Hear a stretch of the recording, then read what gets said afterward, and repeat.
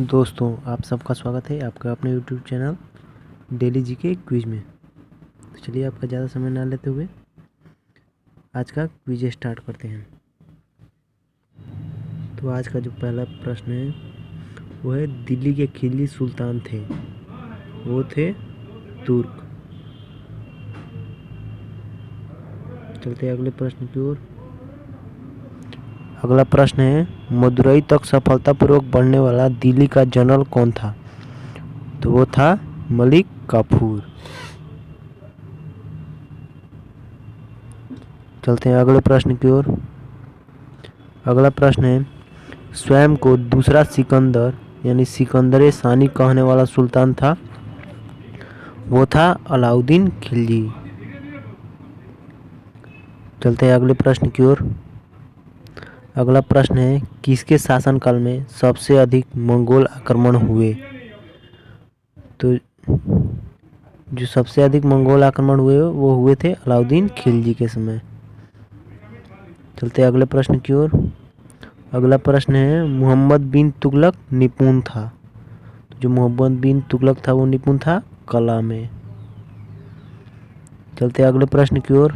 अगला प्रश्न है, ईरान, इराक और वर्तमान तुर्की के शासक तैमूर के परवर्ती थे, वो थे मुगल। चलते हैं अगले प्रश्न की ओर। अगला प्रश्न है, निम्नलिखित में से कौन सी गुरु हरकिशन के उत्तराधिकारी थे?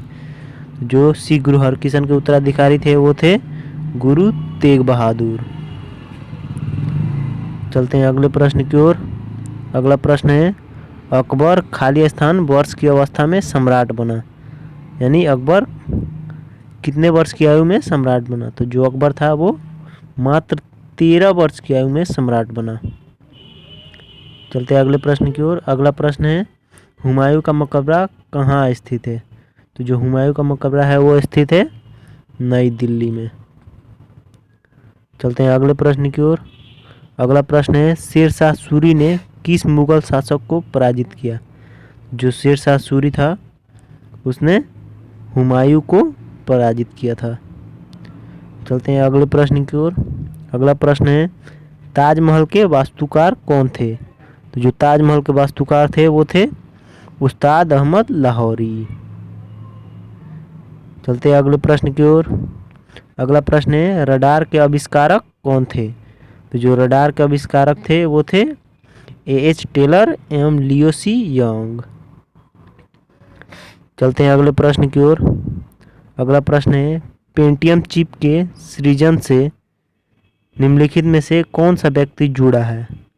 वो है विनोद धाम। चलते हैं अगले प्रश्न की ओर। अगला प्रश्न है, किसने पहला स्वचालित वाहन बनाया था? तो जो जिसने सबसे पहला स्वचालित वाहन बनाया था वो थे कार्ल बेंज। चलते हैं अगले प्रश्न की ओर। अगला प्रश्न है, निम्नलिखित में से वह कंपनी कौन सी है जिसने ट्रांजिस्टर रेडियो का आविष्कार किया था? तो वो कंपनी थी ग्राइंडिंग। चलते हैं अगले प्रश्न की ओर। अगला प्रश्न है, कंप्यूटर का जनक किसे कहा जाता है? तो आप सबको पता होगा, वो थे चार्ल्स बेबेज। चलते हैं अगले प्रश्न की ओर। अगला प्रश्न है, एक विस्ल ब्लोअर की वेबसाइट विकीलीक्स एक अंतर्राष्ट्रीय संगठन है, मतलब वो कहाँ स्थित है? वो स्थित है स्वीडन में। चलते हैं अगले प्रश्न की ओर। अगला प्रश्न है, माइक्रोसॉफ्ट ऑफिस का निजी सूचना प्रबंधक है, वो है आउटलुक। चलते हैं अगले प्रश्न की ओर। अगला प्रश्न है, एक ऑक्सीजन अणु में 2 परमाणु किससे बंधे होते हैं? यानी कि एक ऑक्सीजन एटम के बीच कितना बॉन्ड होता है?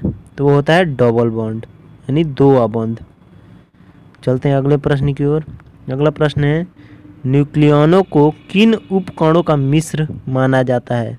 तो जो न्यूक्लियन है वो होते हैं क्वार्कों के मिश्र। चलते हैं अगले प्रश्न की ओर। अगला प्रश्न है, धनायन और ऋणायन दोनों रूपों में अवशोषित तत्व है, तो वो है नाइट्रोजन। चलते हैं अगले प्रश्न की ओर। अगला प्रश्न है, हाइड्रोजन के एक परमाणु में न्यूट्रॉनों की संख्या कितनी होती है? तो हाइड्रोजन में कोई भी न्यूट्रॉन नहीं होता है, यानी कि न्यूट्रॉनों की संख्या 0। चलते हैं अगले प्रश्न की ओर। अगला प्रश्न, महाराष्ट्र के संगीत रंगमंच का प्रसिद्ध लोक रूप कौन सा है? तो महाराष्ट्र का जो संगीत रंगमंच का प्रसिद्ध लोक रूप है वो है लावणी। चलते हैं अगले प्रश्न की ओर। अगला प्रश्न है, निम्नलिखित में से किस नृत्य शैली में कथा या भाव हमेशा महाभारत या रामायण से लिया जाता है? तो वो जिसमें हमेशा कथा या भाव महाभारत या रामायण से लिया जाता है वो है कुचिपुड़ी। चलते हैं अगले प्रश्न की ओर। अगला प्रश्न है, कबीर हिंदी की किस स्थानीय भाषा में लिखते थे? जो कबीर थे वो अवधी में लिखते थे। चलते हैं अगले प्रश्न की ओर। अगला प्रश्न है, सितार और बीणा पर बजाए गए एक ही स्वर में किस में अंतर होता है? तो जो सितार और बीणा पर बजाए गए एक ही स्वर में अंतर होता है वो गुणता में अंतर होता है।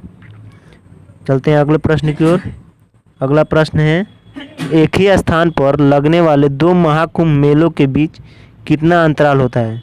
तो ये मैंने पहले ही वीडियो में बताया था, आप सबको पता होगा, ये होता है 12 वर्ष। चलते हैं अगले प्रश्न की ओर। अगला प्रश्न है, सिंधु घाटी की सभ्यता के लोगों का मुख्य व्यवसाय क्या था? जो सिंधु घाटी की सभ्यता के लोगों का मुख्य व्यवसाय था वो था कृषि। चलते हैं अगले प्रश्न की ओर। अगला प्रश्न है, हड़प्पा किस नदी के किनारे पर स्थित है? तो जो हड़प्पा है वो है रावी नदी के किनारे। चलते हैं अगले प्रश्न की ओर।